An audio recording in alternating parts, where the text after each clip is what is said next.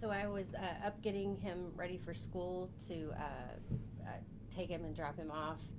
I was just kind of doing my normal daily routine.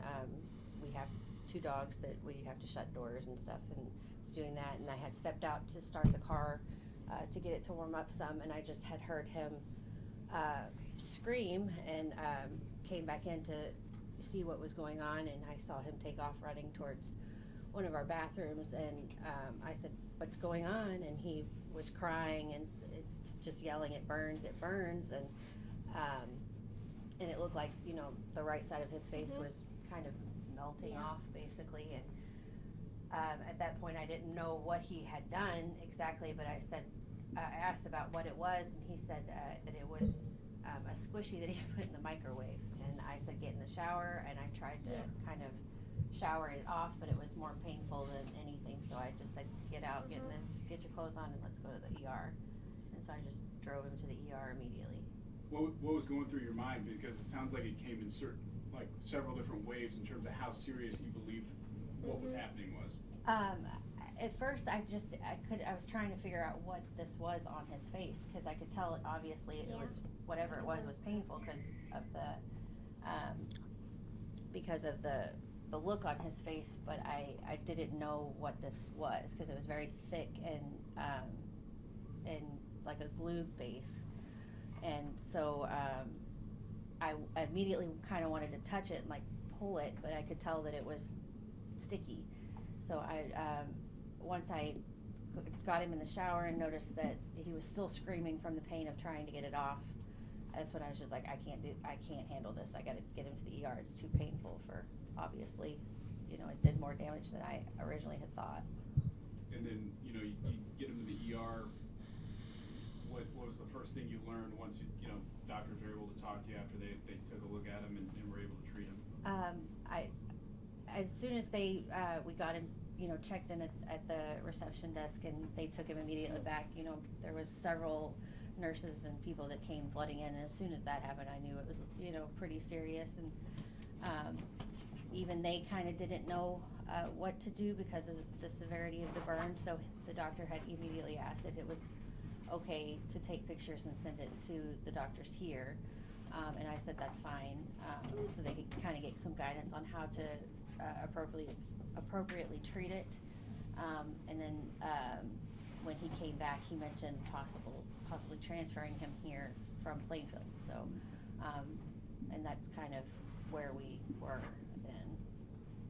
I mean, could you ever imagine that you would be in this spot? I mean, as a parent myself, it feels like one of those things where it would have been hard to prevent or even consider something like this happening.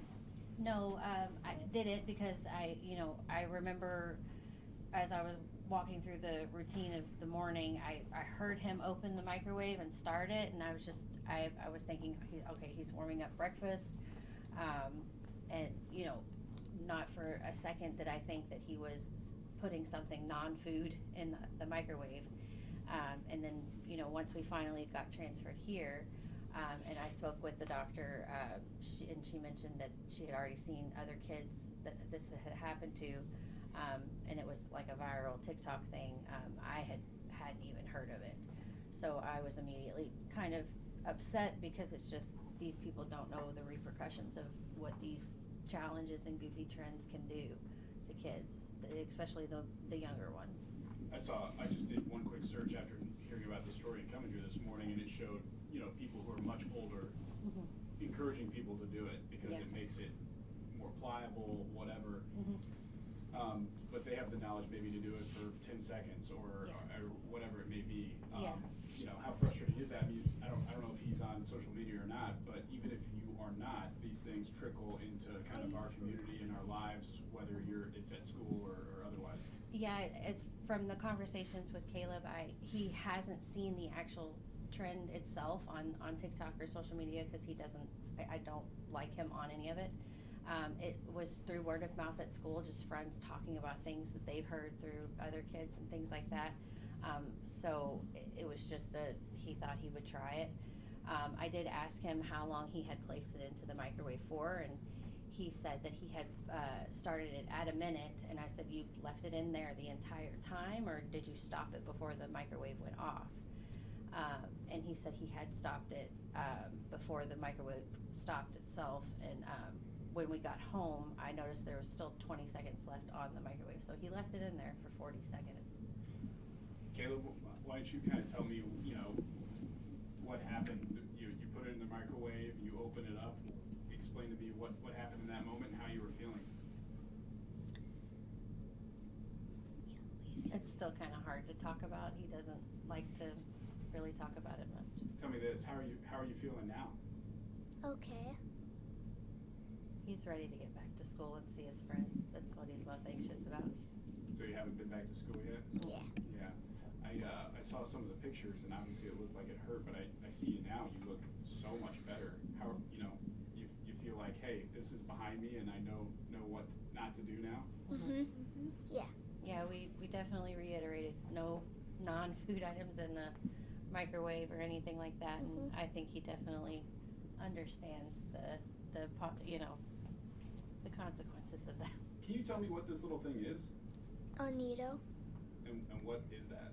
It's like a stress toy, and I didn't know it was a trend on TikTok before, because my friend did it before, but she put it in for, like, she didn't get hurt, but I did it before, but nothing happened. But I accidentally did it again, and I put it in for 1 minute, and I meant to take it out before 1 minute and for 40 seconds. I meant for a little. Do you remember after when you touched it? Do you remember what was going on? No. From your knowledge of talking to doctors, I mean, is it a matter of this thing, like, once you pull it out, just touching it exploding, or like, I mean? I think, because I have the Needoh at home. What I'm assuming happened was when he pulled it out, and because the item is at room temperature, it's pretty stiff when you try to mold it and move it, and I think the purpose is to make it more pliable, to make it more movable. And I'm assuming when he pulled it out, he went to squeeze it and try to mold it, and it just burst, because not only was it all over him, but it was all over the floor when we finally got home. And I found little remnants of it throughout the house where he was trying to get somewhere to try and get it off. I mean, it seems like, you kind of voiced a little bit of your frustration with just the fact that this could be a trend on TikTok in the first place, and then word of mouth get it in the ears of younger children. What about just like the variety of toys and things that end up in our kids' hands with seemingly very little warning about what can happen with them? I mean, it's hard to say, because there's so many of these smaller packaged items that are tiny, or just they're I think this Needoh is maybe $5 or $6, and yeah, they have small warning labels on them, but it's like a lot of times I think you just don't think it could happen to you, or you don't think that, or like me, I'm not looking for these viral trends and up to date with all these silly things that they're challenging other kids to do with, and I think it's like you can't police everything, unfortunately. Just want to talk about maybe how thankful you are that he's been treated, and how much better he looks in just not even 2 weeks, and yeah, I'm definitely a lot better, because some of the early pictures were definitely scary. We were worried about his eye, of course, which he was cleared by ophthalmology, which is great. And I think the one thing he's got on his side is being so young. It's quickly healing, and I can tell that he's feeling better, because he's just anxious to get back to school, anxious to see his friends, and I think that's what I'm most happy about, is getting over. What do you want other parents to know? Just best thing is talk to your kids, make sure you're seeing what they're doing.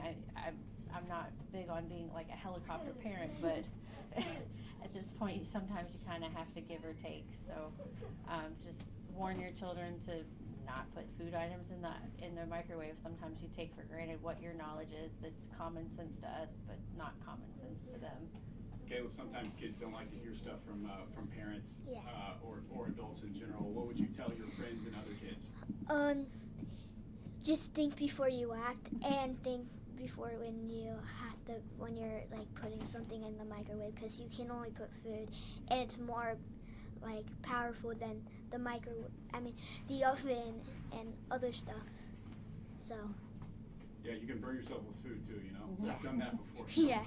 Yeah, I still do it. So. Yeah, you burn apples. You would Anything burn else, the. guys? When you go back to school, your friends missed you. What are you gonna talk to your friends about? I've been on TV news because I've been wanting to be an actor for a while, but my mom's saying the people from Hollywood are like weird. But I've been wanting to be on TV for a long time. And now you're going viral yourself. Are you gonna tell them about like what you learned? Sort of, yeah. Tell me about that. I'm just gonna tell them to never copy what I did or copy other kids, what they do, or don't follow TikTok, what they say it to do. Thanks, buddy. Whitney, I'm sorry, I got here a little bit late.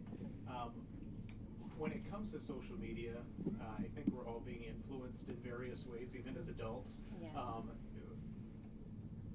How do you plan to change things? And what might parents be able to learn from this when it comes to the younger minds' access to what we're watching? I am against younger children having access to it.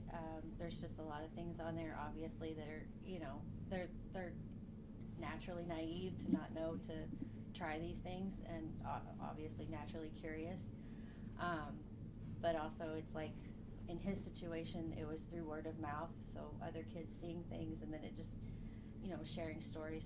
So it's hard to kind of restrict those things, but just always keep a firm handle on social media access and making sure you're keeping watchful of what they're watching. We talked about just because someone jumps off a bridge doesn't mean you have to. Right.